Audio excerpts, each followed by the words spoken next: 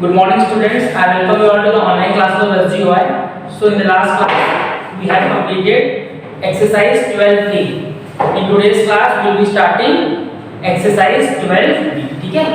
तो exercise 12B that is completely based upon the identification of what? The identification of monomial, binomial, trinomial and polynomial या फिर वो बोलते हैं multinomial. ठीक है? चलिए लेट्स सी. तो एक्सरसाइज 12B, कभी भी किसी भी अलजेब्रिक एक्सप्रेशन को आपको आइडेंटिफाई करना हो कि वो मोनोमियल है, बाइनोमियल है या ट्राइनोमियल है, तो क्या करेंगे? First of all we will see monomial. What is monomial? Monomial is an algebraic expression which has only one element. Monomial वो अलजेब्रिक एक्सप्रेशन होती है जिसमें सिर्फ और सिर्फ एक एलिमेंट होता है. For example, if I am writing 2x, ठीक है, if I am writing 2x, तो इसके पास सिर्फ और सिर्फ एक टर्म है, वन टर्म ना, वन टर्म है. देयरफॉर ये कैसी अलजेब्रिक एक्सप्रेशन है? This is a monomial. एक और एग्जांपल लेते हैं. If for example if I am writing x x, तो आप बताओ ये मोनोमियल है कि ट्राइनोमियल है? क्लियरली आप जानते हो, अभी मैंने बताया लास्ट क्लास में कि जब x सेम टर्म मल्टीप्लाई होते हैं तो उनको हम लिख सकते हैं x की पावर 3, मतलब x3. तो ये चेंज हो किस टर्म में आ गया? ये आ गया मोनोमियल में. देयरफॉर x into x जिसको हम लोग x³ बोल सकते हैं, this is also example of monomial. ठीक है? तो यहां से हम लोग ये समझ सकते हैं कभी मल्टीप्लिकेशन में कोई भी चीज दी होगी, अगर ऐसे भी दिया हो a into b into c into c into d, तो भी ये मोनोमियल ही है. सारे टर्म्स किसमें हैं? मल्टीप्लिकेशन में. वो चेंज होकर सिंगल रूट बनेंगे. जैसे ये हो जाएगा ab c²d. ये भी कैसा है? एक टर्म है, one term. Therefore this is also a monomial. ठीक है? तो आई होप अब आपको क्लियरली आइडिया लग गया होगा. Next is binomial. बाइनोमियल क्या होता है? ऐसा अलजेब्रिक एक्सप्रेशन जिसमें 3 टर्म्स होते हैं. They are known as binomial. For example 5x - 9y, एक टर्म और दो term, they are total 2 terms. Therefore this is a binomial. If I am writing 2y + 3b, इसमें भी एक और दो 2 टर्म्स हैं. Therefore this will be a what? Binomial. ठीक है? चलिए लेट्स सी ट्राइनोमियल. ट्राइनोमियल क्या होता है? Trinomial is an algebraic expression which has total 3 terms, like 7a + 3b - c. एक टर्म, दो टर्म और 3 term. Therefore this is a trinomial. ठीक है? So I hope आपको क्लियरली समझ में आ गया होगा कि मोनोमियल, बाइनोमियल और ट्राइनोमियल क्या होता है. ठीक है?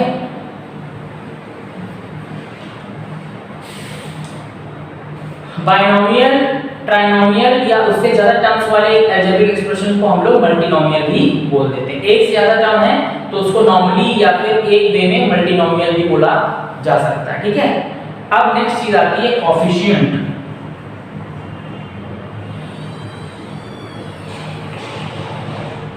कोएफिशिएंट. ठीक है? What is coefficient? किसी भी टर्म का कोएफिशिएंट आपको निकालने को बोला जाएगा. फॉर एग्जांपल मैंने बोला 5xyz, ये टर्म है और मैंने बोला आप बताओ कि what is the coefficient of z. z का कोएफिशिएंट क्या होगा? तो आप क्या करोगे? z को छोड़ के जितना भी लिखा है वो z का कोएफिशिएंट होगा. आंसर हो जाएगा 5xy जो है इज कोएफिशिएंट ऑफ z. ठीक है? तो 5xy है, that is the coefficient of z. जिसका भी कोएफिशिएंट आपसे पूछा जाएगा उसको छोड़ करके बाकी जितना भी लिखा होगा that will be the coefficient of that number या वेरिएबल. ठीक है? चलिए let's see one more. If I am writing -9yza, ठीक है, और आपसे बोला गया कि आप फिर से z का कोएफिशिएंट बताइए, तो आप क्या बोलोगे? z को भूल जाओ, बाकी सब लिख दो.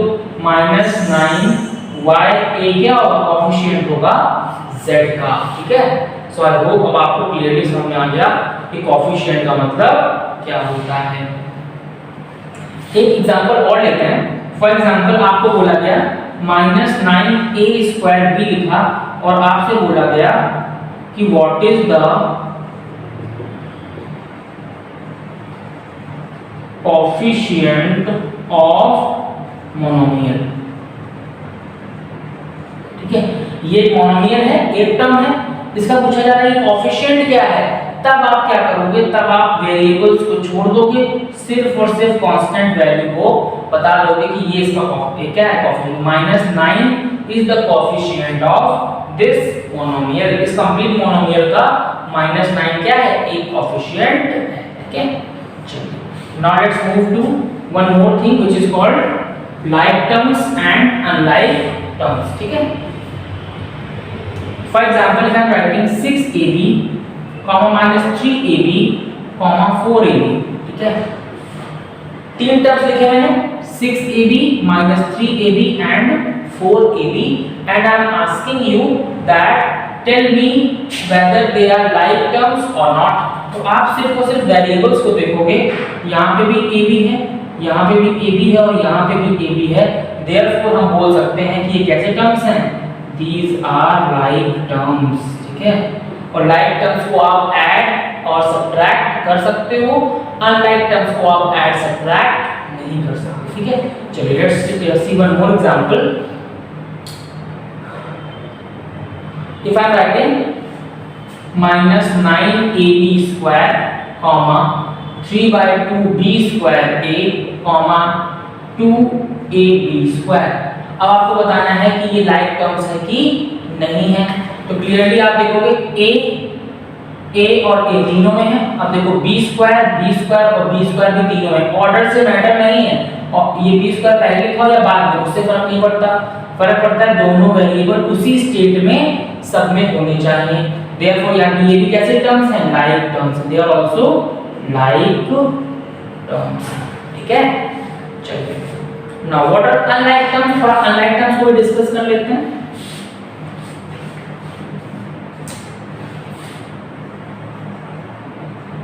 unlike terms, for example I am writing 6x, 6xy, 9x। ठीक है, yz। ठीक है, ऐसा लिखा हुआ है। तो आप देख पा रहे हो इसमें x है, इसमें xy दो है, इसमें xyz तीनों है, मतलब कि तीनों में सेम वेरिएबल्स नहीं है। देयरफॉर ये कैसे टर्म्स हैं, these are unlike terms। ठीक है, so this is the end of your theory। now let's begin with exercise 12b। Exercise 12b, first question is write all the terms of each of the following algebraic expression। कह रहा है कि जितने भी algebraic expressions दिए उन सबके terms आपको अलग-अलग लिखने हैं। इसके दो तीन पार्ट मैं आपको बता दूंगा, बाकी आप अपने आप से करोगे। Like first part is 2 + 3x, 2 + 3x। How many terms? Two terms, 2 and 3x। तो आप लिखोगे 2x and 2 and 3x are the terms of 2 + 3x। 2 + 3x एक बाइनोमियल है और इसके लिए टर्म्स हैं वो है 2 और 3x। ठीक है, चलिए let's see one more example. Like I am taking 7th part। in 7th part is given -5y³ plus 2y² plus 8y minus 3y। इसके टर्म्स कितने, कौन कौन से टर्म्स होंगे, एक टर्म, दो टर्म, तीन टर्म और चार term. -5y, 2y², 8y, -3y4। ये सब क्या हैं, they all are terms of this multinomial. ठीक है, चलिए now let's see question number 2। Question number 2 में आपको आइडेंटिफाई करना है कि मोनोमियल है कि बाइनोमियल है कि ट्राइनोमियल है। ठीक है, चलिए मैं लिख देता हूँ first part question number 2। It is given 5 + x।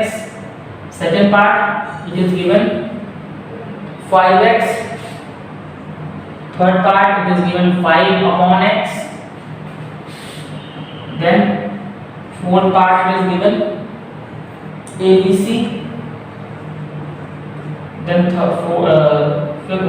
fifth part is given a plus B plus C. ठीक है, एक पार्ट और ले लेते हैं, like we can take 7th part, it is given x square plus x minus 1 upon 2। ठीक है, now you have to identify whether the given algebraic expressions are monomial, binomial और trinomial। एक टर्म दो term तो क्या है binomial. ठीक है, सिर्फ और सिर्फ एक टर्म तो क्या है मोनोमियल। सिर्फ और सिर्फ एक ही टर्म है तो मोनोमियल। 5 और x डिवीजन में, डिवीजन वाले टर्म अगर होते हैं तो मोनोमियल ही होता है। 5 और x मल्टीप्लिकेशन में तो भी सिंगल यूनिट में है, मतलब मोनोमियल। जब तक प्लस और माइनस से नहीं जुड़े होंगे तब तक आप अलग नहीं काउंट करोगे उनको। इसमें भी सिर्फ एक है तो मोनोमियल, इसमें 3 है तो ट्राइनोमियल, इसमें भी 3 है तो ट्राइनोमियल ही होगा। ठीक है, बाकी बचे हुए पार्ट्स अपने आप से ट्राई करेंगे। ठीक है, चलिए let's see question number 3। In question number 3 it is saying that write down the coefficient of, कह रहा है कि आपको क्या बताना है, कोएफिशिएंट्स बताने हैं। ठीक है, चलिए question number 3 first part, it is given a in minus 5ab square, a in minus 5ab square। Question is saying that you have to tell the coefficient of a in 5ab square। मैंने क्या बताया था, जिसका coefficient पूछा जाए उसको छोड़ के बाकी लिख दो, मतलब -5d स्क्वायर क्या होगा, इसका कोएफिशिएंट होगा। ठीक है, चलिए एक पार्ट और बताता हूं, बाकी आप अपने आप से ट्राई करोगे। Let's see 9th part. 9th part is given x square y in 8ab x square yz, 8ab x square yz। ठीक है, इस वाले मोनोमियल में, इस वाले अलजेब्रिक एक्सप्रेशन में आपसे बोला जा रहा है कि x स्क्वायर y का कोएफिशिएंट बता दो। x स्क्वायर y को भूल जाओ, बाकी सब लिख दो। It will be 8abz will be the coefficient of x square y in ab x square y z। Okay, चलिए बाकी सारे पार्ट्स अपने आप से ट्राई करें। ठीक है, now let's see question number 4।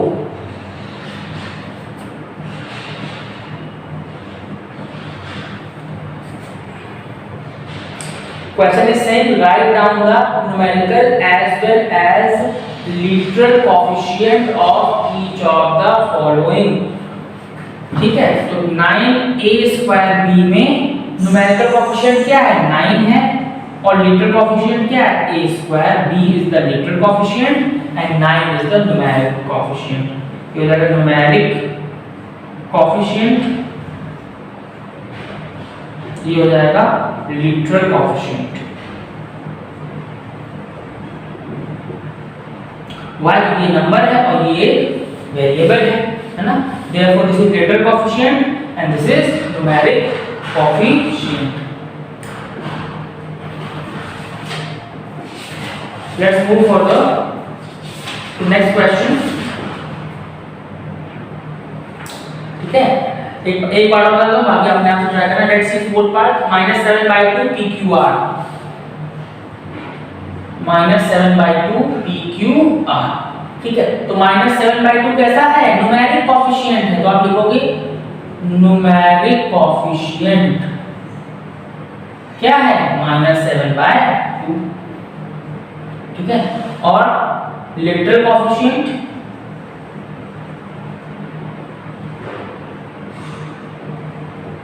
This is pqr। ठीक है, न्यूमेरिक कोएफिशिएंट है -7/2 और लिटरल कोएफिशिएंट है pqr। I hope you are getting the concept, और आप क्वेश्चन नंबर 4 को भी अपने आप कर सकते हो। ठीक है, now see question number 5।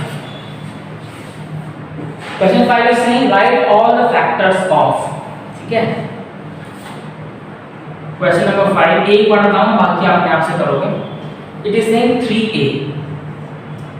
3a के आपको क्या बताना है, you have to tell all the factors of 3a। This is question number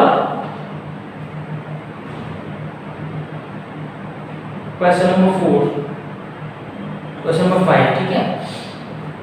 3a के आपको कोएफिशिएंट 3a के आपको सारे फैक्टर्स बताने हैं। 3 क्या का फैक्टर, एक तो 3 होगा और दूसरा a होगा, ठीक है। एक पार्ट बता देता हूं। For example we can see -x के फैक्टर्स कितने, -x, तो इसके फैक्टर्स होंगे, एक तो -1 होगा और दूसरा x होगा और +1 भी हो सकता है, ठीक है। तो -1 x और 1 इसके फैक्टर्स, ठीक है। तो सिमिलरली आप बाकी सारे पार्ट्स को क्वेश्चन नंबर 5 के अपने आप से करोगे, इंपॉर्टेंट भी नहीं है इतना। Now the important thing is question number 6। Question number 6 कह रहा है कि आपको ग्रुप करना है लाइक टर्म्स को। लाइक टर्म्स क्या होते हैं मैंने आपको बताया है, ठीक है। तो पहला पार्ट मैं देखता हूं, 5x, -6y, 3/5x, -y,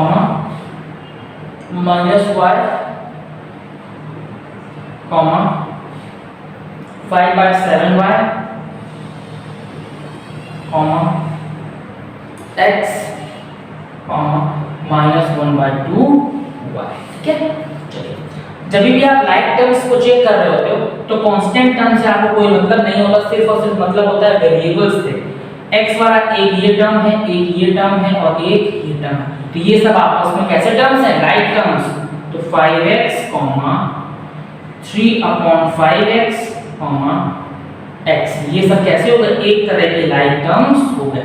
दूसरे टाइप के -6y, -y, 5/7y, -1/2y, ये सब क्या हो गए, अपने आप में लाइक टर्म्स हो गए। एक ग्रुप ये है, this is first group and this is second group.